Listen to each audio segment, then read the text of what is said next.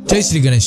आज हम बात करेंगे शुक्र प्रदोष व्रत के बारे में। हर माह आने वाला प्रदोष व्रत भगवान शिव की कृपा पाने का सबसे बड़ा दिन होता है। शुक्रवार को पड़ने वाले प्रदोष व्रत को शुक्र प्रदोष व्रत कहते हैं। इस दिन किए जाने वाले प्रदोष व्रत से सुख, समृद्धि और सौभाग्य का वरदान मिलता है। प्रदोष व्रत की पूजा शाम के समय प्रदोष काल में की जाती है। यह प्रदोष सूर्यास्त से लगभग 1 घंटा पहले का समय होता है, जो प्रदोष काल कहलाता है। शुक्र प्रदोष व्रत की कथा इस प्रकार। एक नगर में 3 मित्र रहते थे, राजकुमार, ब्राह्मण कुमार और तीसरा धनिक पुत्र। राजकुमार और ब्राह्मण कुमार विवाहित थे। धनिक पुत्र का भी विवाह हो गया था, लेकिन अभी पत्नी को मायके से लाना बाकी था। एक दिन तीनों मित्र स्त्रियों की चर्चा कर रहे। ब्राह्मण कुमार ने स्त्रियों की प्रशंसा करते हुए कहा, नारीहीन घर भूतों का डेरा होता है। धनिक पुत्र ने यह सुना तो तुरंत ही अपनी पत्नी को मायके से लाने का निश्चय कर लिया। तब धनिक पुत्र के माता पिता ने समझाया कि अभी शुक्रदेव अस्त है और ये सही अवसर नहीं है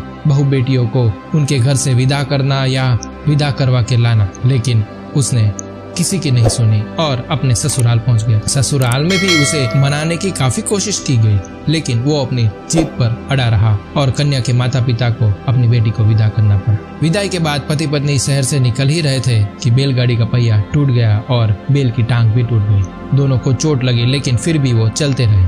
कुछ देर जाने पर उनका पाला डाकुओं से पड़ गया, जो उनका सारा धन लूट के ले गए। दोनों घर पहुंचे, वहाँ धनिक पुत्र को सांप ने डस लिया। उसके पिता ने वैद्य को बुलाया तो वैद्य ने बताया कि 3 दिन में इसकी मृत्यु हो जाएगी। जब ब्राह्मण कुमार को यह बात पता चली तो धनिक पुत्र के घर पहुंच गया। उसके माता पिता को शुक्र प्रदोष व्रत करने की सलाह दी और कहा कि इसे अपनी पत्नी सहित वापस ससुराल भेज दे।